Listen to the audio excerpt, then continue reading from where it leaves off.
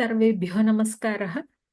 पीताम्बरं करविराजितशङ्खचक्रकौमोदकी सरसिजं करुणासमुद्रं राधासहायमतिसुन्दरमन्दहासं वातालयेशमनिशं हृदि भावयामि। षष्ठः श्लोकः।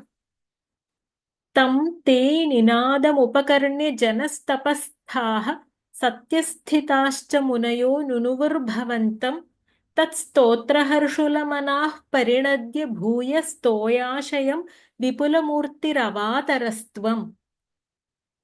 पदच्छेदः। तं ते निनादम् उपकर्ण्य जनस्तपस्थाः सत्यस्थिताः च मुनयः नुनुवुः भवन्तं तत्स्तोत्रहर्षुलमनाः परिणद्य भूयः तोयाशयं विपुलमूर्तिः अवातरः त्वम्।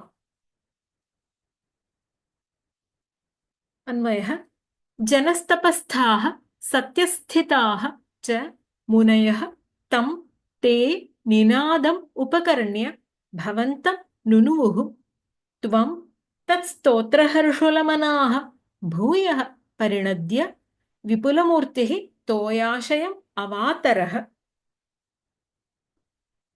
अथ वराहरावं श्रुत्वा जनस्तपःसत्यस्थानां मुनीनां प्रवृत्तिम् आह। जनस्तपस्थाः सत्यस्थिताः च जनोलोके तपोलोके सत्यलोके च वर्तमानाः तेषु ऊर्ध्वलोकेषु निवसन्तः मुनयः ऋषीश्वराः ते तव श्रीवराहमूर्तेः तव तं निनादं घोरघोरं तं निनादं गर्जनम् उपकर्ण्य श्रुत्वा मुनयः वराहमूर्तेः गर्जनं श्रुत्वा भवन्तं नुनुवुः। श्रीवराहमूर्तिरूपं भगवन्तं विष्णु नुनुवुः तुष्टुवुः। णुस्तुतौ इत्यस्मात् लिट्लकारे परस्मैपदे प्रथमपुरुषबहुवचनं नुनाव नुनुवतुः नुनुवुः स्तुतवन्तः। त्वं तत्स्तोत्रहर्षुलमनाः तेषां स्तोत्रैः हर्षुलं मनः यस्य सः ऋषीणां स्तुतिभिः प्रसन्नचित्तः सन् प्रसन्नहृदयः सन् भूयः पुनः परिणद्य मन्दं शब्दं कुर्वन् न तु गर्जनम्। परिणद्य इत्यत्र परि उपसर्गः नद् धातुः ल्यपन्तं रूपम्। अत्र हेतुः हर्षः स्तुवतां ऋषीणां प्रसादाय परिणद्य भूयः परिणद्य विपुलमूर्तिः विपुलामूर्तिः यस्य सः विस्तृतशरीरः महाकायः सन् तोयाशयम् अवातरः। तोयस्य जलस्य आशयः आधारः समुद्रं तोयाशयं समुद्रम् अवातरः अवतीर्णवान् तृ प्लवनतरणयोः इत्यस्मात् अवपूर्वात् लङ्लकारे परस्मैपदे मध्यमपुरुष एकवचनं त्वम् अवातरः। मुनिभिः अभिष्टुतः वराहमूर्तिः त्वं स्वर्गलोकात् समुद्रं प्रविष्टवान्। भागवते तृतीये स्कन्धे त्रयोदशे अध्याये श्लोकाः सन्ति। श्लोकानाम् अन्वयं पश्यामः। मायामयसूकरस्य मायावराहमूर्तेः स्वखेदक्षयिष्णु स्वदुःखनाशकं घर्घरितं घर्घरशब्दं ते निशम्य मुनयः श्रुत्वा जनस्तपः सत्यनिवासिनः ते मुनयः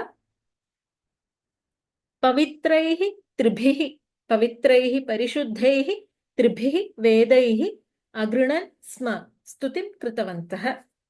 वेदवितानमूर्तिः तेषां सतां तेषां मुनीनाम् आत्मगुणानुवादं ब्रह्म अवधार्य तेषां वेदान् श्रुत्वा भूयः विनद्य पुनः परिणद्य विबुधोदयाय देवानाम् उदयाय श्रेयसे गजेन्द्रलीलः जलम् आविवेश। गजेन्द्र श्रेष्ठस्य लीलाम् अङ्गीकृत्य जलम् आविवेश जलं समुद्रम् आविवेश। जनस्तपस्थाः सत्यस्थिताश्च मुनयः भगवतः वराहमूर्तेः तम् अतिभयङ्करं घोरघोरं शब्दं श्रुत्वा चकिताः सन्तः भगवन्तमेव तुष्टुवुः। भगवान् तेषां स्तुतिभिः प्रसन्नचित्तः सन् पुनः मन्दं शब्दं कुर्वन् परिणद्य विपुलं शरीरं स्वीकृत्य समुद्रम् अवतीर्णवान्।